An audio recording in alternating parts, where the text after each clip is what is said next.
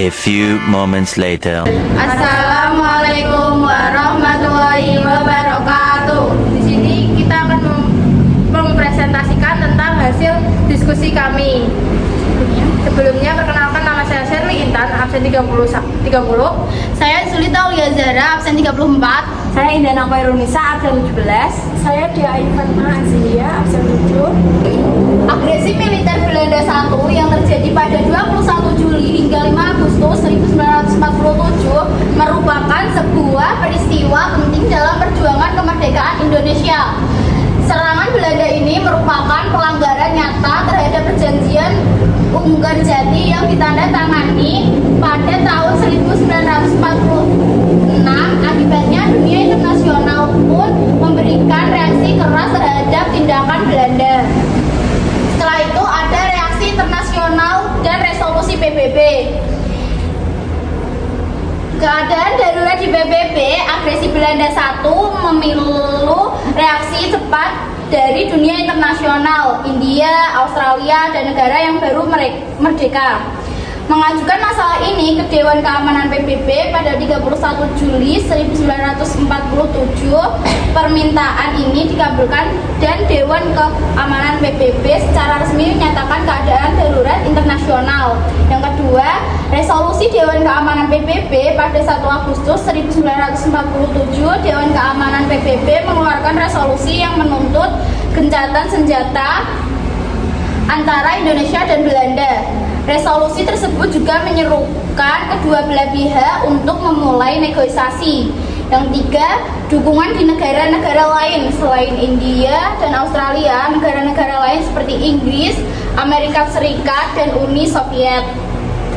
Juga mengancam agresi Belanda Inggris yang sebelumnya merupakan kekuatan kolonial utama, bahkan menantang penyelesaian konflik secara militer. Dan yang kedua ada tujuan agresi militer Belanda I, yaitu tujuan utama agresi militer Belanda I adalah merebut daerah-daerah perkebunan dan pertambangan yang memiliki sumber daya alam, terutama minyak. Belanda berhasil menerobos ke daerah-daerah yang dikuasai oleh Republik Indonesia di Sumatera, Jawa Barat, Jawa Tengah, dan Jawa Timur. Tentara Belanda bergerak untuk menduduki wilayah Jakarta, Bandung, Surabaya, dan Semarang. Salah satunya daerah yang menjadi sasaran utama mereka, kota ini diserang dari udara, menyebabkan banyak warga sipil yang tidak bersalah menjadi korban. Yang keempat yaitu dampak dan konsekuensi. Senjata-senjata. Tekanan internasional dan resolusi PBB memaksa Belanda untuk menerima senjata-senjata pada 5 Agustus 1947. Namun, agresi ini memiliki dampak yang signifikan terhadap perjuangan kemerdekaan Indonesia. Yang kedua, kerugian militer. Serangan Belanda mengakibatkan kerugian militer bagi Indonesia. Mereka kehilangan kendali atas wilayah penting di Jawa dan Sumatera, termasuk kota Bandung dan ladang minyak di Palembang. Yang ketiga, peningkatan dukungan internasional. Meskipun mengalami kerugian militer, agresi Belanda justru meningkatkan dukungan internasional untuk kemerdekaan Indonesia. Keterlibatan PBB dalam konflik semakin meningkat kesadaran dunia tentang perjuangan Indonesia. Yang keempat, perubahan dinamika global. Agresi Belanda I juga menunjukkan perubahan dinamika global setelah Perang Dunia II.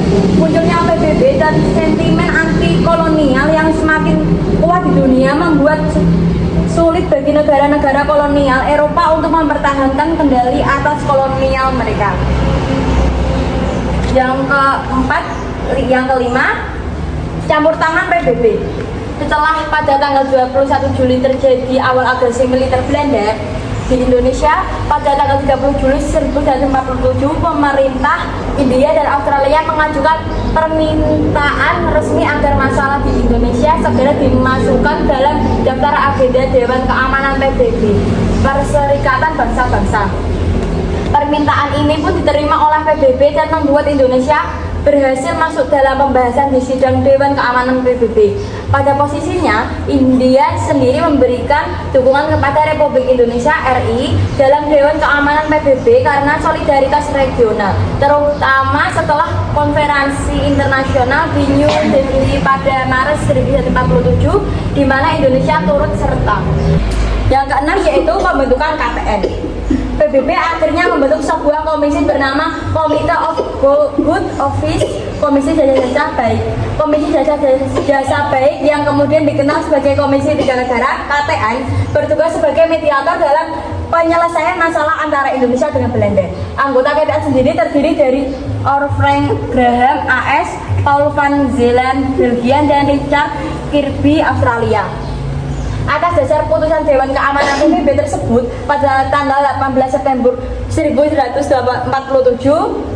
Belanda memilih Belgia, sementara RI sendiri memilih Australia, dan keduanya sepakat untuk memilih Amerika Serikat sebagai negara ketiga yang akan bergabung KTN. PBB sebagai mediator PBB memainkan peran penting dalam mediasi konflik antara Indonesia dan Belanda. Resolusi Dewan Keamanan PBB dan membuka negosiasi yang difasilitasi oleh PBB menghasilkan perjanjian Renville pada Januari 1948. Perjanjian ini menetapkan gencatan senjata sementara dan membuka jalan bagi negosiasi lebih lanjut.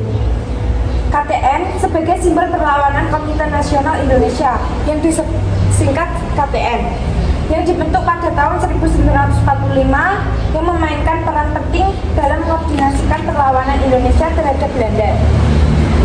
KTN menjadi mudah untuk menyatukan berbagai faksi dalam gerakan kemerdekaan Indonesia dan menampilkan front persatuan melawan Belanda. Meskipun tidak secara langsung terlibat dalam diplomasi internasional, KTN memberikan kerangka kerja penting bagi pemerintah Indonesia untuk beroperasi dan bernegosiasi dengan Belanda. Di sini ada kesimpulannya yaitu reaksi dunia internasional terhadap agresi militer Belanda I menjadi faktor penting dalam kemerdekaan Indonesia. Kecaman dari komunitor internasional khususnya PBB memaksa Belanda mundur dari kampanye militer agresi. Peran PBB dalam mendiasi konflik dan dukungan internasional semakin kuat untuk kemerdekaan Indonesia, membuka jalan bagi kemerdekaan Indonesia pada tahun 1949. Dan di sini ada beberapa gambar untuk contoh reaksi dunia internasional terhadap agresi Belanda I. Ya, ada saat PBB juga, ada saat perang dan yang konflik KTN. Untuk pertanyaan bisa ditulis di kolom komentar. Sekian presentasi dari kelompok kami. Wassalamualaikum warahmatullahi wabarakatuh. A few moments later. Wah, kok aku ditulis? Tapi kan dulu Perjanjian Renville pada Januari 1948.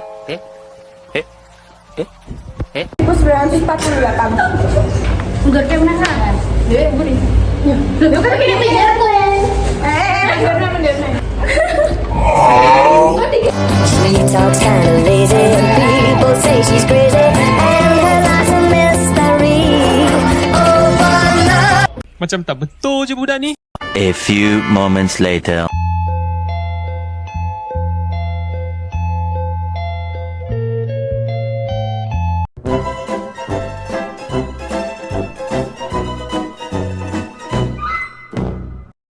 Kita habis presentasi.